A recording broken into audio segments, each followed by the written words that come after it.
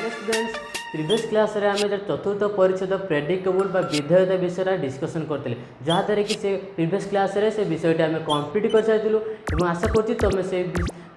से सब्जेक्ट जो डिस्कसन आम करूँ तुम इजिली बुझीपार और तुम लॉजिक बेसिक कॉन्सेप्ट क्लियर हो पार तुम आज जो सब्जेक्ट रोचे से यूनिट 1 रो पंचम परिच्छेद जहाँ को कौन कही संज्ञा कही था संज्ञा इंग्लीश कौन हो डेफिनेशन हो यही सब्जेक्ट विषय आज आम डिस्कसन करवा जो संज्ञा विषय डिस्कसन करवा तो आम तो जाचे जेकोसी गोटे सब्जेक्ट हो कि गोटे लंग क्वेश्चन हो से लंग क्वेश्चन आम इंट्रोडक्शन देवाक पड़ी था देन तापर डेफिनेशन देवाक पड़ी था आज जेहेतु गोटे सब्जेक्ट गोटे आज डिस्कसन करवा सब्जेक्ट तुम नाटी कौन रोचे संज्ञा रोचे देन ए विषय आम कौन सब इंट्रोडक्शन दबा कौन सब तार इंट्रोडक्शन डेफिनेशन एगुड़ा आम जो दबा एटा लंग क्वेश्चन बेले डिस्कसन हम कि प्रथम जाने संज्ञाटा कौन आम तो सब सब्जेक्ट सब लंग क्वेश्चन रे संज्ञा दे था कि जिते सब्जेक्ट तुम गोटे संज्ञा अच्छी डेफिनेशन अच्छी तो सेते आम संज्ञा क्या कहुए लिखा अन्य क्वेश्चन आम संज्ञा दे पारि था कि ये सब्जेक्ट ये संज्ञार आम कौन संज्ञा दबा ये संज्ञार कौन आम इंट्रोडक्शन दबा ये संज्ञा क्या कहुए प्रकृत में संज्ञार अर्थ कौन से विषय आज आम डिस्कसन करवा तो आशा करुँची तुम ये सब्जेक्ट इजिली बुझीपार जब पूर्व क्लास तुम प्रेडिकेबल विधेयता गुड़ सब्जेक्ट गुड़ क्लास गुड़िक ऑल देखी न तुम डिस्क्रिप्शन बॉक्स रे लिंक दी जाइए से लिंक माध्यम से वीडियो गुड़िक जाकि इजिली देख और कॉन्सेप्ट क्लियर हम तो आज क्लास प्रथम फुल भाव में बिना स्किप रे वीडियो टी देख देन तापर कौन कर ना लिंक माध्यम प्रीवियस क्लास रे वीडियो गुड़िक तुम देख इजिली तुम कॉन्सेप्ट क्लियर हो पार देन चलो स्टार्ट करवा तुम आज सब्जेक्ट कौन अच्छी संज्ञा जहाँ को आम कौन कही था डेफिनेशन कही था तो संज्ञा कौन कहूँ जाने पद हूँ तर्कशास्त्र क्षुद्रतम एकक पदटी आमर तर्कशास्त्र क्षुद्रतम एकक कारण दुईटी पदरू आमर तर्कवचन गठित होता है गोटे हूँ उद्देश्य पद अन्यटी हूँ विधेय पद जहाँकि आम प्रीवियस क्लास रे प्रेडिकेबल बा विधेयता डिस्कसन करूँ कहीं से विधेयता सब्जेक्ट डिस्कसन माध्यम आम उद्देश्य विधेय पद विषय अधिक आमर ज्ञान आहरण होता देन से तुम से वीडियो जो देख न तब ये वीडियोटी कंप्लीट होगा क्लास टी तुम कंप्लीट कर सारापर तो डिस्क्रिप्शन बॉक्स रे जो लिंक दि जाऊँगी लिंक माध्यम जा तुम से वीडियो गुड़ देख और जहाँद्वारा तुम इजिली कॉन्सेप्ट क्लियर हो पार देन से कही आम दुईट पद द्वारा आम तर्कवचन गठित करता गोटे हूँ उद्देश्य पद सब्जेक्ट और विधेय पद प्रेडिकेबल आम कही था देन तर्कवचन जुक्तिमूलक कौन कौन अपरिहार्य अंग तर्कवचनटा गोटे जुक्तिर कौन हो अपरिहार्य अंग हो जहाँकि तुम संज्ञा पर जो सब्जेक्ट रोचे यूनिट 2 रो षष्ठ परिच्छेद तर्कवचन कौन कही था ना प्रपोजिशन बोली कही था से विषय आम पर डिस्कसन करवा किंतु आज क्लास जेहेतु आमर संज्ञा रही तो संज्ञा कौन कहूँ पूर्वर आम तो जाने संज्ञा क्या कहुए आज मत से आम रिमाइंड करवा से कौन कही गोटे बा कौन पदर अर्थ स्पष्ट करने गोटे बा जेकोसी पदर अर्थ स्पष्ट करने अर्थ स्पष्ट करने को आम कौन कहे डेफिनेशन कहे कारण गोटे पद कि कौन पदर आम तार अर्थटा स्पष्ट करने संपूर्ण रूपे इजिली बुझा गले अर्थटा प्रकाश करने संपूर्ण भाव में सरल भाव में तुम प्रांजल भाव में प्रकाश करने आम संज्ञा बोली कही था डेफिनेशन कही था कहीं से गोटे बा कौन पदर अर्थ स्पष्ट करुच्ची कौन करुच्ची नोट डाउन करुव अर्थ स्पष्ट करुथिबारु ताहाको आमे संज्ञा बोली कही था तो कहवाक गले आम जो संज्ञा कहूचे संज्ञा आमर मुख्यतः दुई प्रकार गोटे तुम रोचे 2 टाइप्स ऑफ डेफिनेशन तुम डेफिनेशंस हम बुझे 2 टाइप्स ऑफ डेफिनेशंस तो डेफिनेशंस कहवाक गले प्रथम तो तुम रोचे व्याचार्थक संज्ञा डेनोटेटिव डेफिनेशन कौन रोचे व्याचार्थक संज्ञा द्वितीय तुम रोचे लक्षणार्थक संज्ञा कॉनोटेटिव डेफिनेशन गोटे तुम रोचे व्याचार्थक संज्ञा अन्यटा हूँ लक्षणार्थक संज्ञा व्याचार्थक संज्ञा को आम कौन कहे ना डेनोटेटिव डेफिनेशन एवं लक्षणार्थक संज्ञा को आम कौन कही था कॉनोटेटिव डेफिनेशन बोली आम कही था तो प्रथम आज के क्लास में डिस्कसन करवा व्याचार्थ संज्ञा जब समय हम तो आम लक्षणार्थ संज्ञा विषय डिस्कसन करवा ना नेक्स्ट क्लास में आम कॉनोटेटिव डेफिनेशन क्लास टी करवा देन प्रथम तुम आज के क्लास कौन नवा प्रथम पॉइंट तुम रही व्याचार्थक संज्ञा डेनोटेटिव डेफिनेशन तो व्याचार्थक संज्ञा क्या कहुए तो पूर्व आम व्याचार्थ लक्षणता विषय आमर विशेष ज्ञान अच्छी कहीं ना आम पूर्व आम से विषय डिस्कसन कर सारी देन आम प्रथम जानवर अच्छी तो व्याचार्थ को कौन व्याचार्थ संज्ञा आम गोटे पदर गोटे तार व्याचार्थ जानी था तार मनुष्य पदर व्याचार्थ आम देखा पाई था देन ता सहित लक्षण तो देखा पाई था तो से भाई आम जो व्याचार्थ संज्ञा दी तो व्याचार्थ संज्ञा कौन व्याचार्थ संज्ञा तुम रोचे व्याचार्थ संज्ञा कह जिते गोटे पदर अर्थ निरूपण पदटीर व्याचार्थर साहाय्य नि जाए कौन कही जिते गोटे पदर अर्थ निरूपण करने जाए जेको गोटे पदर आम अर्थटा निरूपण अर्थ अनुसरण अर्थ प्रकाश पदटीर गोटे व्याचार्थर साहाय्य नि जाए ताहाको आम व्याचार्थ संज्ञा बा डेनोटेटिव डेफिनेशन बोली कही था कहीं गोटे से पदर अर्थ प्रकाश करने अर्थ निरूपण करने से कौन करुच्ची पदटीर व्याचार्थर साहाय्य नौ जो पदर आम अर्थ निरूपण करवा से पदटी आम कौन करवा तार व्याचार्थ विषय जाना पड़ता है देन से व्याचार्थर जो आम साहाय्य नौचे ताहाको आम डेनोटेटिव डेफिनेशन बोली कही था देन डेनोटेटिव डेफिनेशन दुई प्रकार गोटे तुम रोचे भर्बल आउ गोटे हूँ नॉन भर्बल अर्थात गोटे हूँ आमर वाचनिक व्याचार्थक संज्ञा अन्यटी हूँ अवाचनिक व्याचार्थक संज्ञा अवाचनिक को कौन कह जाए यहाँ पर कहि प्रथम आम जानवर अच्छे व्याचार्थक संज्ञा अर्थात वाचनिक भर्बल वाचनिक व्याचार्थक संज्ञा क्या कह जाए वाचनिकटा कौन वाचनिक कौन अवाचनिक कौन तो प्रथम जानवर अच्छे कौन वाचनिक तो वाचनिक कौन कही दृष्टांत गुड़िक जो प्रदर्शन बेले जो संज्ञार गोटे दृष्टांत परिस्थिति एगुड़िक रही है तो दृष्टांत गुड़िक प्रदर्शन द्वारा पदर अर्थ प्रकाश करने व्याचार्थ संज्ञा आम कही था तो व्याचार्थ संज्ञा तो आम जाचे पुनर्बार गोटे व्याचार्थ संज्ञा कौन डेफिनेशन देती से कही गोटे दृष्टांत गुड़िक प्रदर्शन प्रदर्शन द्वारा पदर अर्थ प्रकाश करने व्याचार्थक संज्ञा व्याचार्थ संज्ञा कही था तो यहाँ नोट डाउन करनेब देन वाचनिक संज्ञाटा कौन कही वाचनिक व्याचार्थक संज्ञा हूँ अर्थ प्रकाश आम से श्रेणीर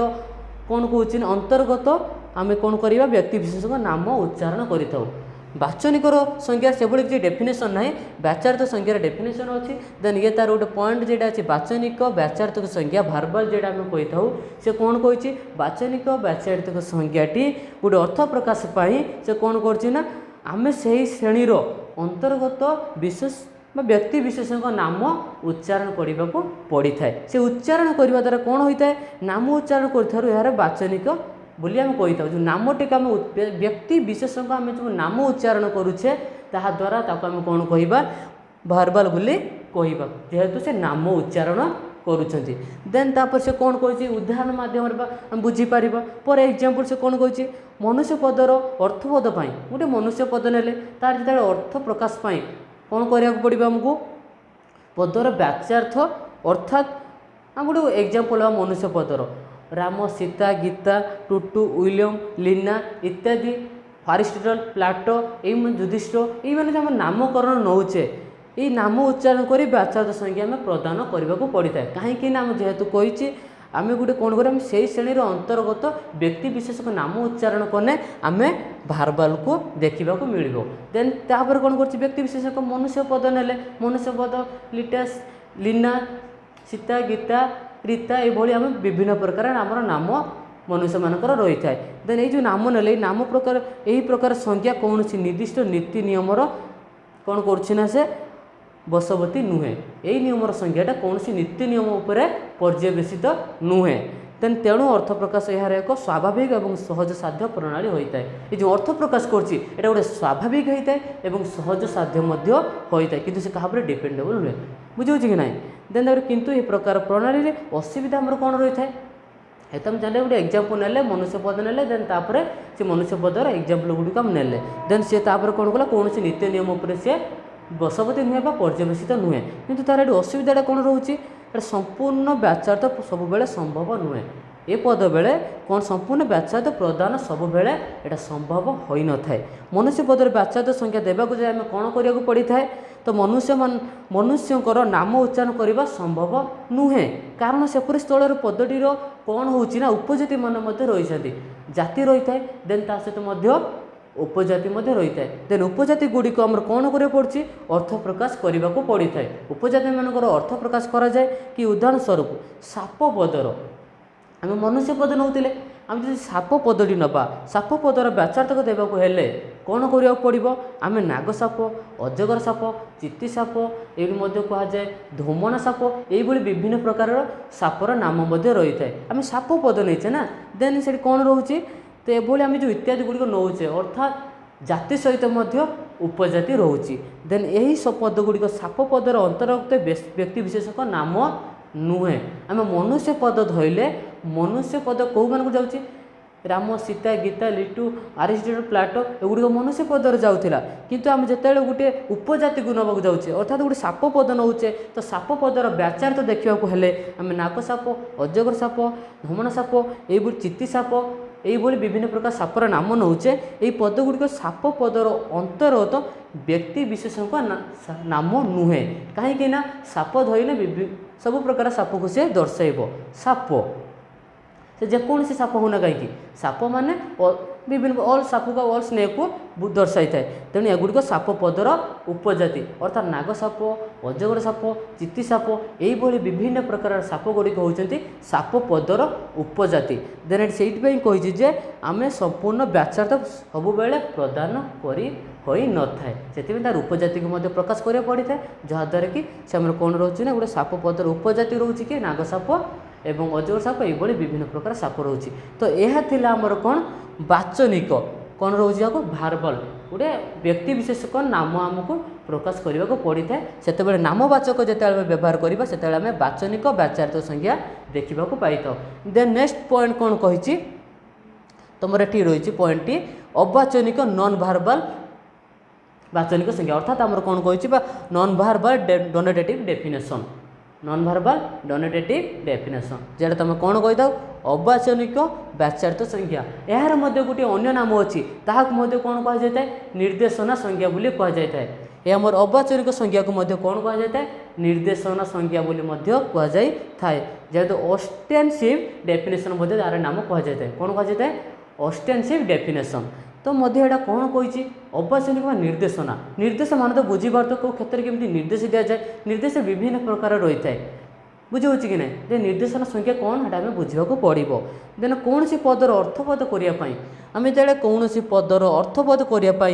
सम्मुखस्थ अर्थात सम्मुखस्थ वस्तु व व्यक्ति को निर्देश आम गोटे कौन प्रथम कौन कहला कौन सी पदर गोटे पद हो कि कौन सी पदर तार अर्थ प्रकाश करने को हेले आम सामने जेकोसी वस्तु बा व्यक्ति थाए वस्तु बा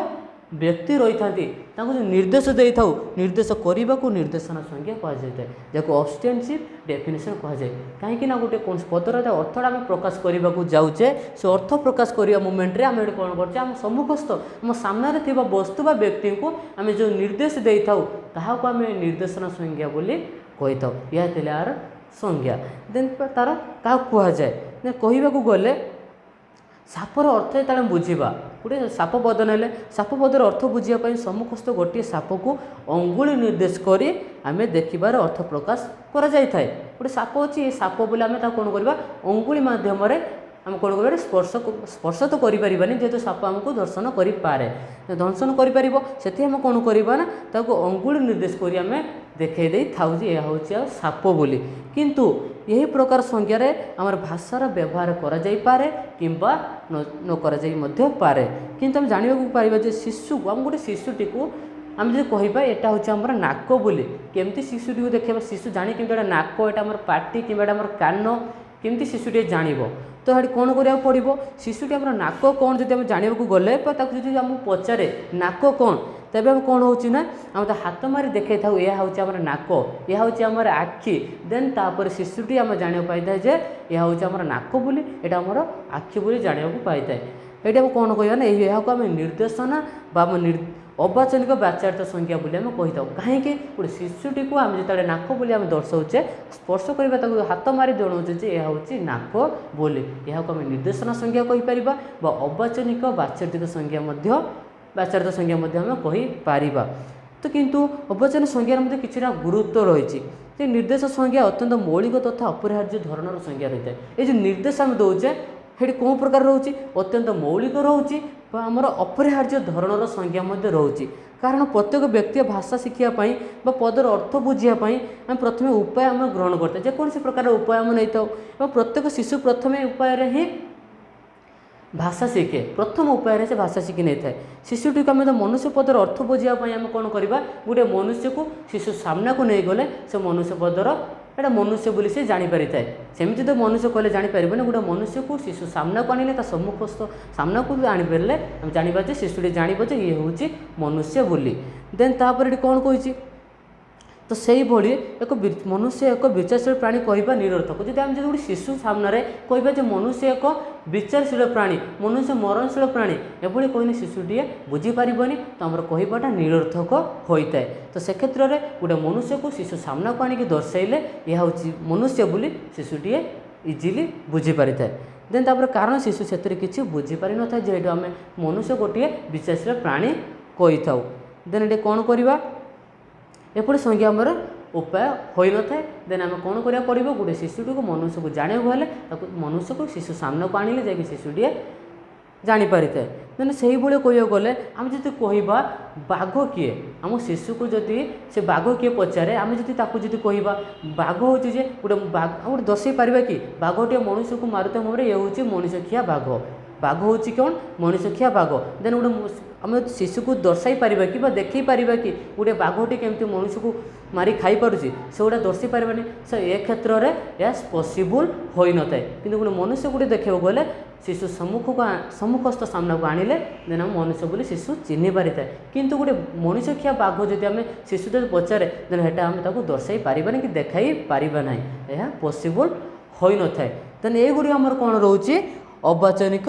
वाचार्थक संज्ञा नॉन वर्बल डेनोटेटिव डेफिनेशन रोचे या कौन कहे निर्देशना संज्ञा कहूचे जहाँ को कौन ऑब्स्टेंसिव डेफिनेशन बोली कही था। तो आज क्लास में कौन जाने पाइले तो संज्ञा क्या कहुए संज्ञा केते प्रकार जेटा वाचार्थक संज्ञा देन लक्षणार्थ संज्ञा जाना पाइले। देन तापर आज क्लास डिस्कसन कले प्रथम पॉइंट 1 जेटा वाचार्थक संज्ञा डेनोटेटिव डेफिनेशन विषय जाना पाइले एवं डेनोटेटिव डेफिनेशन दुई प्रकार जानिले गोटे तुम वर्बल रोचे अन्यटे नॉन वर्बल रोचे नॉन वर्बल निर्देशना संज्ञा ऑब्स्टेंसिव डेफिनेशन कहूचे। तो आज क्लास जब तुमने इजिली बुझी पारुथो और तुम इजिली लॉजिक कॉन्सेप्ट क्लियर हो पारुथो तो कौन करें वीडियो को प्रथम लाइक करिवो एवं साथी प्रचुर मात्रा रे शेयर करिवो एवं आम यूट्यूब चैनल को सब्सक्राइब कर।